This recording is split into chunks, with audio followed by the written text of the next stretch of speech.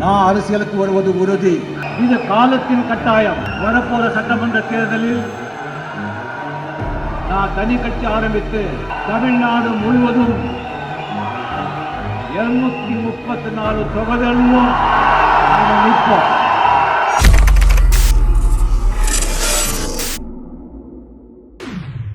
நீங்கள் நெத்தியில என்ன வந்துரும் வாயில எங்களுக்கு அப்ப எழுதியிருக்காங்க. நெத்தியில பார்த்தா கேனன் எழுதியிருக்காங்க நெத்தியில.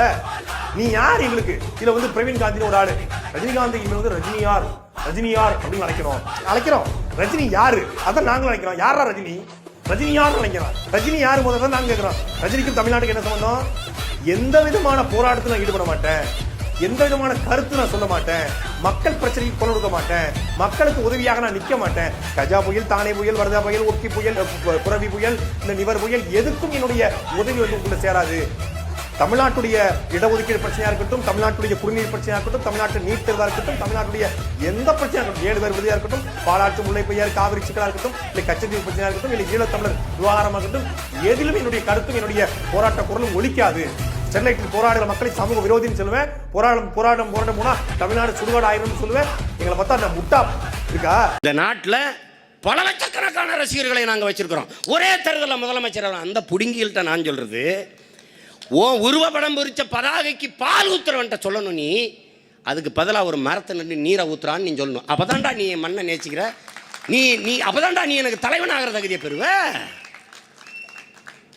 ஒருத்தன் சொல்லிருக்கான பாருங்க, இந்த ரஜினிகாந்த் பால் மிக உயர்ந்த ஒரு சத்துள்ள பொருள், உணவு பொருள், முழுமையான உணவு. அது கிடைக்காது எத்தனையோ ஏழை தாய்மார்கள் குழந்தைகள் கிடக்குறாங்க. அந்த பாலை போய் என் படத்துக்கு ஊற்றி வீணடிக்காதீர்கள் என்று ஒரு அறிக்கை இதுவரை விட்டது உண்டா? ஏன் ஊத்துறவை ஏன் ஆளு?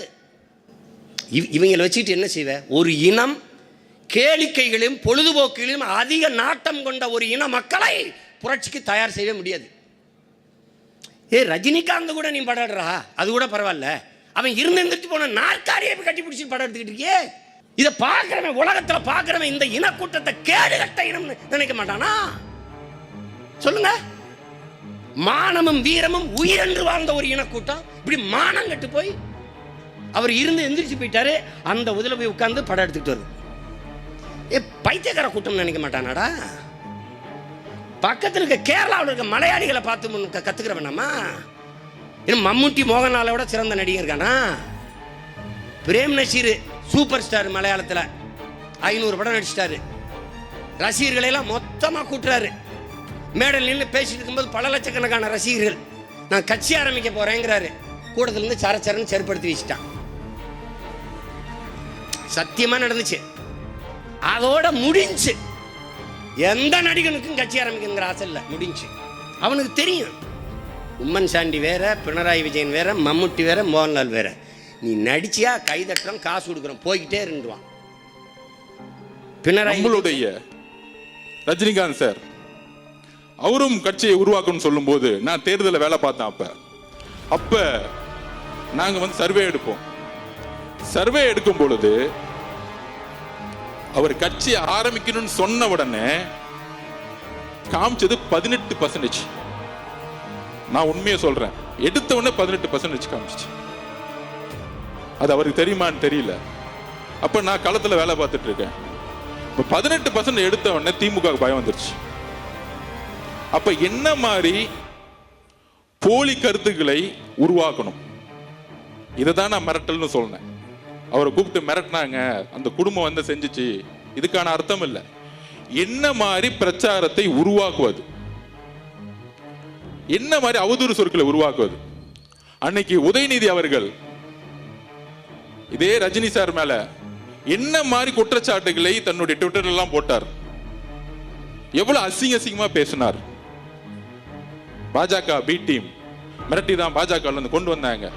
இதெல்லாம் உருவாக்குனது திமுக. அதுக்கப்புறம் இபிஎஸ் முதலமைச்சர் அதிமுக கடுமையான சொற்கள்ல பேசினார். என்னெல்லாம் பேசினாரு இன்னைக்கு சமூக வலைத்தளத்துல வந்துருச்சு. இந்த மாதிரி கூட்டணி கட்சிகள் இவங்க எல்லாம் சேர்ந்து ஒரு சக்தி வரும் பொழுது, ஒரு சிஸ்டம் மாத்தணும்னு சொல்லும் போது, ஊழல ஒழிக்கணும்னு சொல்லும் பொழுது, அவரு வந்து இங்க வந்து காசு எடுக்க வரல. ஏன்னா அவரு நல்லா சம்பாரிச்சிருந்தார். அப்ப ஒரு சூழ்ச்சிகளை தன்னுடைய சமூக வலைத்தளம் மூலியமாகவும் தன்னுடைய கட்சியுடைய கட்டமைப்பாகவும் உருவாக்கி பல்வேறு அழுத்தங்களை வெளியிலிருந்து கொடுத்தாங்க. அப்ப ஒருத்தர் ஒரு நல்ல மனசு கொண்டவர் வரும்பொழுது என்னெல்லாம் பிரச்சாரத்தை உருவாக்கணுங்கிறத என்னுடைய பதிவு. அவரை சிறுமைப்படுத்த வேண்டுமோ இல்ல அவர் பயந்துட்டாரோ சொல்ல வேண்டிய அர்த்தம் கிடையாது. இந்த திமுகவுடைய சூழ்ச்சிகளை அன்றைக்கு நான் பதிவு பண்ணேன்.